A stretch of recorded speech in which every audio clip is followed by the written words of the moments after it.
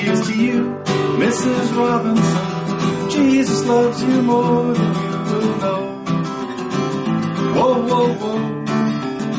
God bless you, please, Mrs. Robinson. Heaven holds a place for those who pray. Hey, hey, hey. Hey, hey, hey. We'd like to know a little bit about you for our files. We'd like to help you learn to help yourself. Look around you, all you see are sympathetic eyes.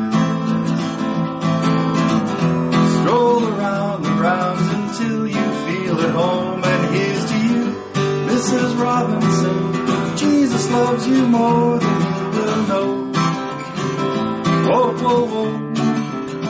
God bless you, please, Mrs. Robinson. Heaven holds a place for those who pray. Hey, hey, hey. Hey, hey, hey.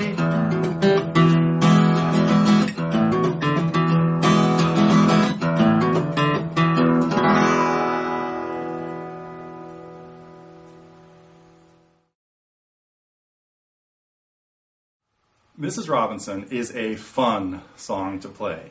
You can play a very simple version, just strumming the chords. We'll take a look at a campfire version. We will take a look at just throwing in a couple of little riffs and a little fill. And we'll also look at doing what I played as the introduction, pretty much playing an instrumental version of the chorus, I guess. No, of the verse. Yeah, which is kind of how they introduce it, but they do it with voices playing this. So all of that will be in there. Now, that intro takes kind of a campfire song that's maybe a level 3 or 4. We throw the riff and lick in there, the riff and fill in there, brings it up to a 5 or 6, and then we play that little instrumental part, makes it maybe a 7 or an 8. So there's a lot of levels. You can play this song on a lot of different levels. And in the lesson, again, we'll take a look at the campfire version, just strumming the chords and singing the song. Very simple, just kind of fast, got to keep a real steady, chunky rhythm going. And but then we'll also work on adding in the main riff and that cool little fill, which was less notes than that. And then I will have a whole separate chapter on playing the instrumental part, which is, or the way I arrange that part. We have tablature to that, and then of course there's a chord chart that just has the words and the words and lyrics, both those things. And the chords. So that's what we're going to be doing in this lesson. Now, this is a really interesting song because Paul Simon wrote it in the mid-60s, 67 or so. And it was kind of designed to be used as the soundtrack for a movie that came out in 1968, The Graduate, with Dustin Hoffman and Anne Bancroft. The chord progression to Mrs. Robinson is a really interesting hybrid of different keys and two completely different sounds, too. Very typical Paul Simon, spreading out sounds and creating different backgrounds and effects. The very first thing we hear, the song is basically in the key of G, and we have mostly chords in the key of G for a while.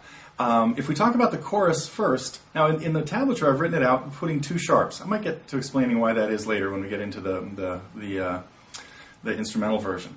But the key of G has all of the chords that are in the chorus. So if you're looking at the chart that I have, notice the chorus just goes from G to E minor. That would be chord 1 and 6 in the key of G.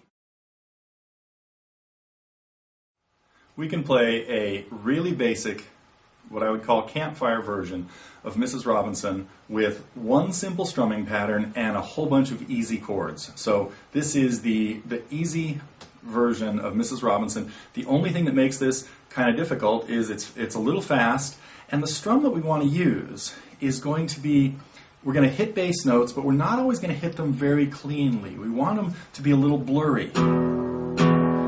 So on the first and third beat of the measure, we want to come in, I'm playing an E chord right now. On the first and third beat of the measure, we want to hit in the vicinity of the bass, kind of aiming for the 6th string, but actually hoping to get a little bit of the 5th string, so it doesn't sound like this. too crisp, clear, and distinct. It's not the sound we want. We want this.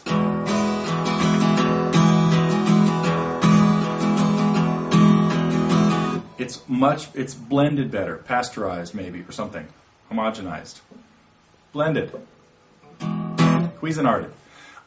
So what you want to try to do for this is on this E chord, have your pick, and you're aiming for just a little bounce on the 6th and 5th strings. That's the first beat of the measure.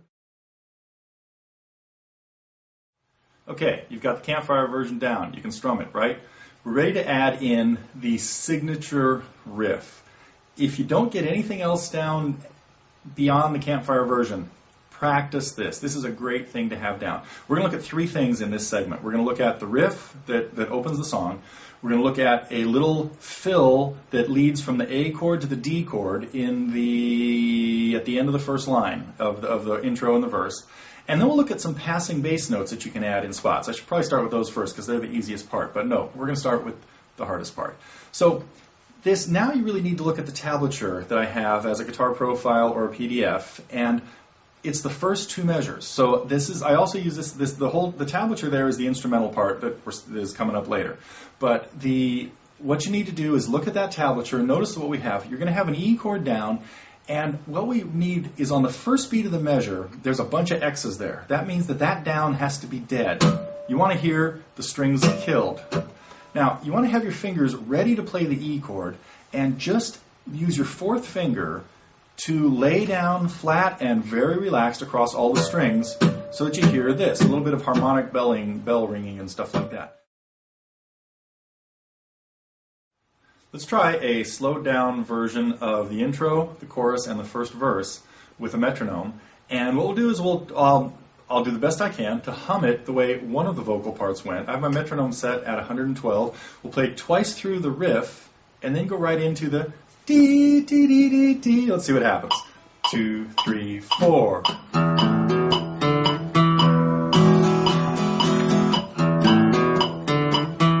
Let's do 4 of them. And I mess up the 3rd one. We start our humming here on a D.